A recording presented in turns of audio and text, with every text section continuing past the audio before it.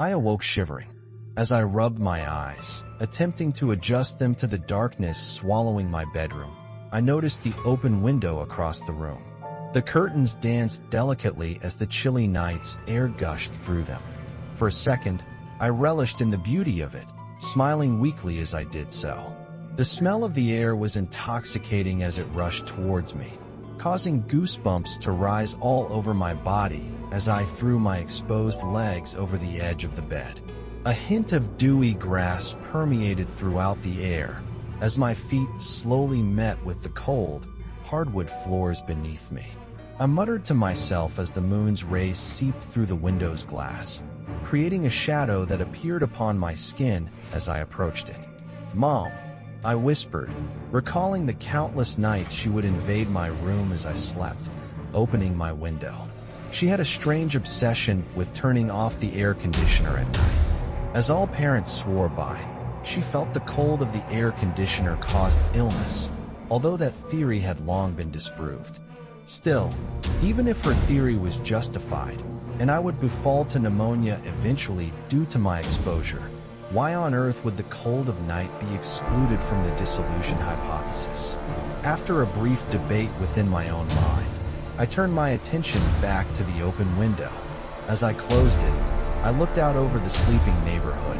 It was so peaceful to look out upon, knowing everyone slept, oblivious to the beauty surrounding them as they dreamt, was mind-boggling to me. Even though I was awoken prematurely from my own dreams, I was proud to have at least gotten the chance to see the beauty of the night so many missed out on. Once the window was secure and locked, I turned back towards my bed, hopped in its diminishing warmth, and closed my eyes.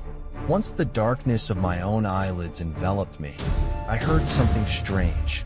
The sound reminded me of the countless days in school when everyone shuffled through their bags, attempting to find a book they knew they had left at home. Immediately, my eyes shot open, and I arose from my stunted slumber. There, at the edge of my bed, was a darkened figure. Shock immediately rushed throughout my body, alerting the hairs on the back of my neck into action. Alexandria. It spoke, its voice a deepened rasp. As if I wasn't already frightened enough, its horrifying, dry voice and the fact it knew my name added to my increasing anxiety. As my heart raced, beating against my chest as a hammer to a nail, the being grew close, slithering towards me as a snake would its prey. What? I stuttered, as a black mist surrounded us. The hood over its head, providing a sufficient shadow to hide its face within, seemed to move as agile as running water. The iridescent glow radiating off of its cloak captivated me momentarily as I stared upon it. Once my trance had broken and the amazement was once more replaced by overwhelming fear, within its hands, a dusty book came into view. Though I was trembling, choking on the thick, black fog within the air, I couldn't take my eyes off of the archaic book resting in the being's hands. "I wish to read you a tale," it said, looking down at the book. The atmosphere seemed to thicken, almost as if a running car was present. The creature conveyed no signs of discomfort and it, in no rush whatsoever, nestled into a cozy position as it cleared its throat, releasing a heap of dust into the air. I sat still, unwilling to make even the slightest of movements in fear of what the peculiar creature would do should I reject its reading. All logic would suggest I was experiencing some sort of lucid nightmare, but the chills down my spine felt real, and so did the thing sitting adjacent to me, even though I knew it couldn't have been. There was a girl that lived in a sleeping town. She snuck out of her house, meeting up with her friends against her parents' strict curfew. After too much to drink, she hitched a ride with a boy she had met at the bonfire. Her friends were much too drunk to take her home. As they drove, the boy decided the ride home would not be free. The girl explained she had no money, but the boy shrugged his shoulders. He explained money wasn't the only way to settle debt. Immediately, the girl shook her head, asking the boy to stop the car, but he didn't comply. Instead, he slapped her across the face, threatening her as he did so. It said, its tone darkening as it turned the page. The girl didn't have much of a choice in the matter as the boy pulled over to the side of the road, locking the doors of his car. No matter how hard she screamed or how much strength she put into fighting back, the boy did not let up. Her efforts were fruitless, it said, glancing at me dramatically before turning back to the book. After the debt was settled, the boy unlocked the car door and let the girl go. Once she was sure he was gone, she wiped away the freezing tears falling from her eyes. Being that she was miles away from home, she began walking, clutching onto her sides as she proceeded down the street. She began to wonder why no one else was around as she walked the barren road, the wind flowing through her raven hair as she did so. The chilly night's breeze traveled up her nostrils, causing her to wrap her shivering arms much tighter around her torso in an attempt to keep warm. She continued walking aimlessly, searching for someone to assist her. Her efforts were fruitless, it said, turning the page of the book. As it spoke, I stared intently upon it as if I was a child being read a bedtime story. I couldn't look away. I couldn't move. All of my will had been removed and placed within its hands. The girl wandered around the neighborhood, the street lights flickering overhead as she began shouting.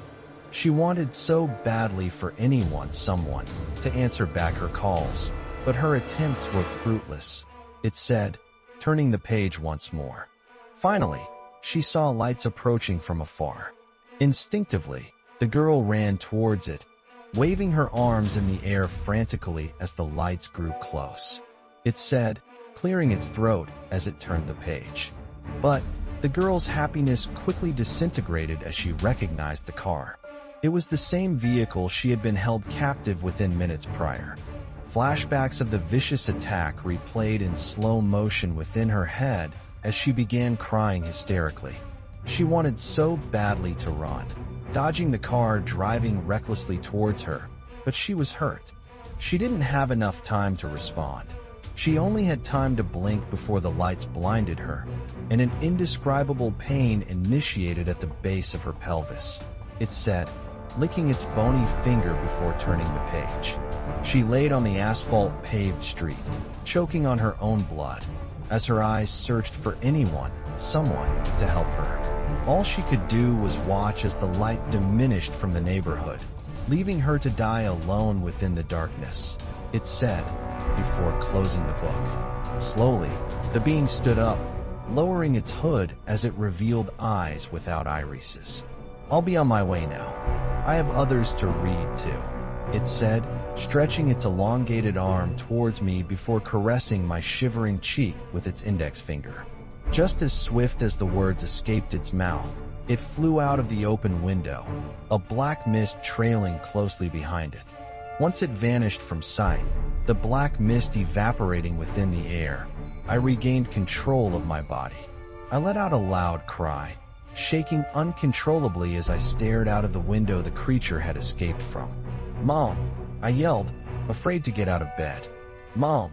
I repeated, slowly lowering my feet to the cold floor. But it wasn't the wood beneath my feet that I felt. The ground was rough, almost like asphalt. Quickly, I realized I was outside standing in the middle of the street. The street lights overhead flickered as a cold breeze blew through my hair. I crossed my arms, attempting to harbor any warmth my body once sought refuge in. "Hello," I shouted, my voice cracking as anxiety washed over me. In the distance, a faint light approached. I wandered towards it, waving my arms in the air to attract the passerby's attention. "Hey, I need help," I yelled, walking towards the light. The light grew, expanding its illumination throughout the neighborhood. Worry began seeping out of my skin as I noticed how fast the light was approaching. Rather quickly, I realized the light derived from the headlights of a vehicle. Unwilling to fall victim to a hit and run, I turned to try to run away, but I tripped over something. There, lying in the middle of the street, was a girl. I approached her, kneeling down as the headlights from the speeding car provided just enough light to illuminate where her body laid. Once I saw the girl's face, all of the night's events became clear. She wasn't some random girl I tripped over coincidentally. She was me. No, wake up, I yelled, cradling my own head. My body was limp, all signs of life long gone. No, I said, lowering myself to the ground before standing up, weakly. Though I was scared, confused, and angry, I turned towards the headlights. You fucker, I screamed, running towards the car. The car sped up, matching my anger-driven enthusiasm. But when we met, I passed through the car as if it wasn't even there. When I turned to look behind me, there was no sign of that car or its headlights. All I could see in the distance were flashing red and blue lights. So, instead of denying my reality, instead of rejecting the truth, I sat beside my bloody body and watched on as the ambulance grew close. As it approached, I could only think about that mysterious being that awoke me in the middle of my slumber. A cold chill swept through the air just then, as I reminisced upon the dusty, old book within the figure's hand. In its raspy voice, I mouthed the words of my own demise before closing my eyes, as the sirens tore asunder the peaceful night. Creepypasta, a bedtime story by Grey Owl. Written by Grey Owl. Content is available under CC by SA.